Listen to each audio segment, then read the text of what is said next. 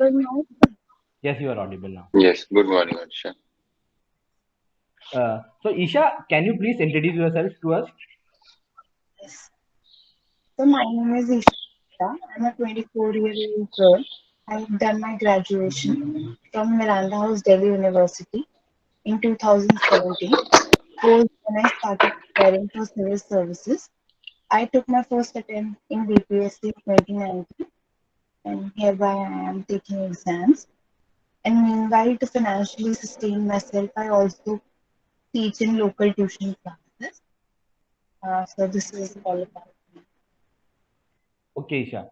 So, Isha, can you tell me what is the meaning of your name, meaning of Isha? Yes. As per mythology, Isha means goddess who gives strength.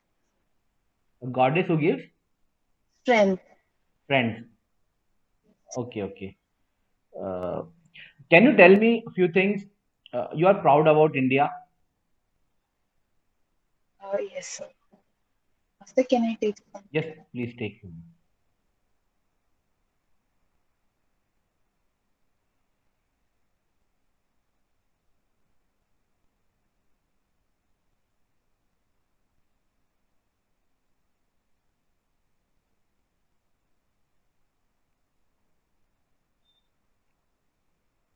So firstly, I'm very proud of the rich heritage and the history of our country. We have a long and varied history. We had ancient civilization of Indus Valley. After that,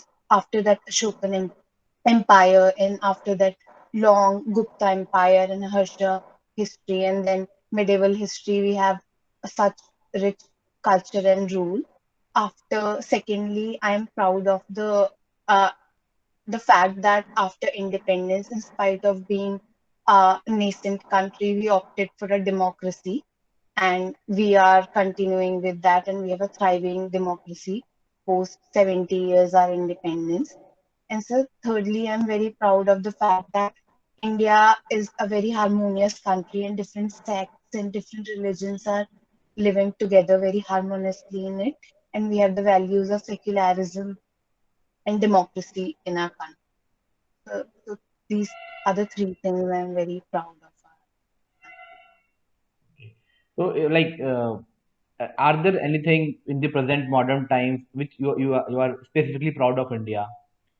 Right, you also mentioned about the secularism and diversity of our country, but we often see a lot of religious or communal conflict, throughout India. So, like, what do you think? Why is it there? So when when the size of countries so vast and there are so many communities and religions living together, so there are bound to be conflicts and differences. But we have been trying to amicably resolve them, and we have been trying to be fair to every community, and we have these secularist ideals in our constitution, and so we are being fair to everyone. Okay, Isha. Are you like presently the Olympics are going on? So, are you following them? Yes. So, what is the status of India presently in Olympics? So presently, so we have got two medals. One silver medal uh, by Mirabai Chanu, and one bronze by PV Sindhu. And yesterday, Ravi Dahiya has also entered the final, so we are short of a silver. And moreover, sir, Lovelina is also assured of one bronze, and maybe Neeraj Chopra also qualified for the finals with the top score, so we can also hope for a gold. So, sir, this is Okay. it. Okay. I think your optional in this BPSC is geography and your graduation is computer science, right? Yes. Okay. So, like in geography, we study about resources, and right, and in computer science, we study about data. So, presently, there is a saying that the data is the new oil, right? Have you heard about it? Yes, I've So, already found. so what do you mean? What do you make out of this statement that data is the new oil? So, with the coming of digitalization, as the world is moving toward digitalization, the the more the more and more aspects of our lives and our economy and our society are moving to a digital sphere. So all of our lives are becoming digital. So in this way, like we, the all of our information is going digital. So whosoever gets hold of it, or like the one who controls the data can controls the life of the people. So in this way, in this is how this is why we say that data is the new oil. Okay, Isha. And so moreover, we can design policies based on the data, big data and data analysis, which are more suitable for a country. So that is why we say that data is the new oil.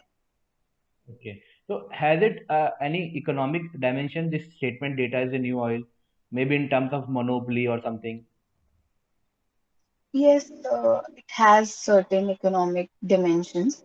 For example, the control of the data also helps one in designing the economic policy. For example, we are more familiar with the choices of the people for their preferences, and similarly, we can design the policies. For example, sir, we have more. I have personally observed this.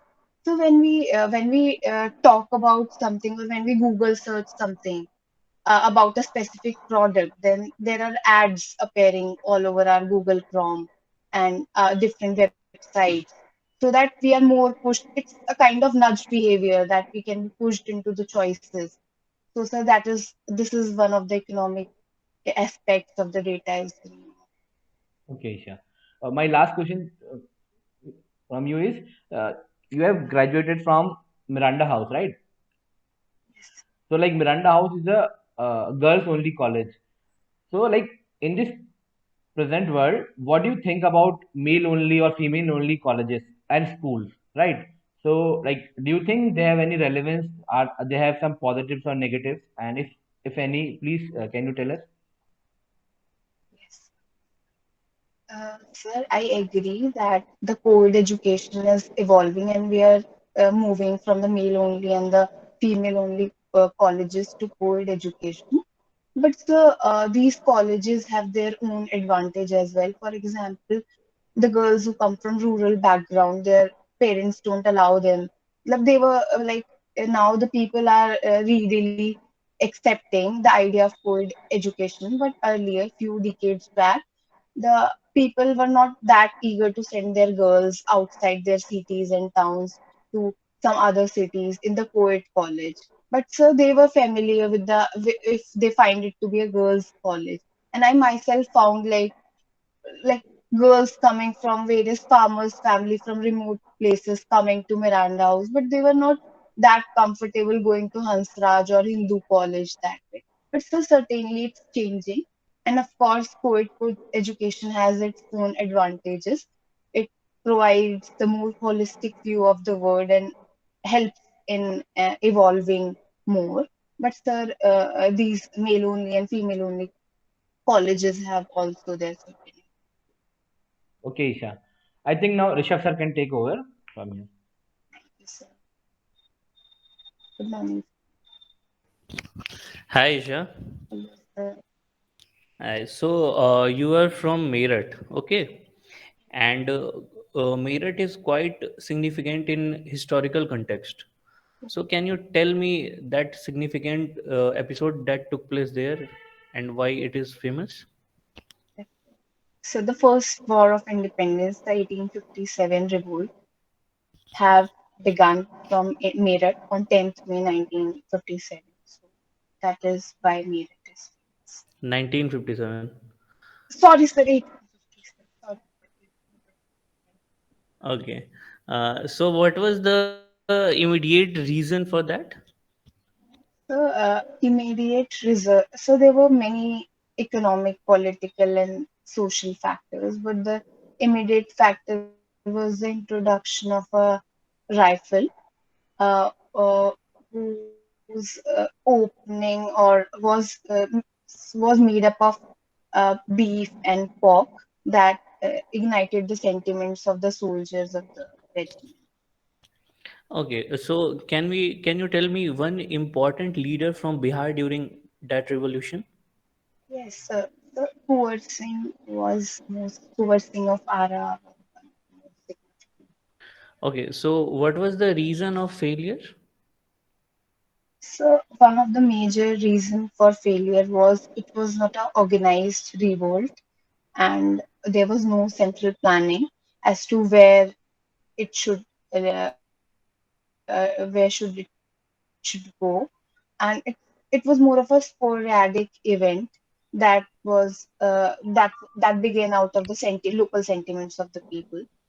So this was the one main reason. Moreover, so the British Army was more organized and it has modern equipment. So this is another reason. Moreover, sir, some of the local leaders and some regional states did not support the event, so it lacked the pan-India spirit. Okay, okay. So can you tell me the Some governor of your state? UP. Yeah. Uh, so is it Anandiben Patel, sir? I'm not sure. Okay, okay, yeah. And who is the vice president of India? So Mr. N. Venkaya Naidu is the vice president. One particular kind of industry. Can you tell me which kind of industry? Yes, so it's famous for the sports industry, Okay. and the bats of some of the major players of India are manufactured in India. Okay.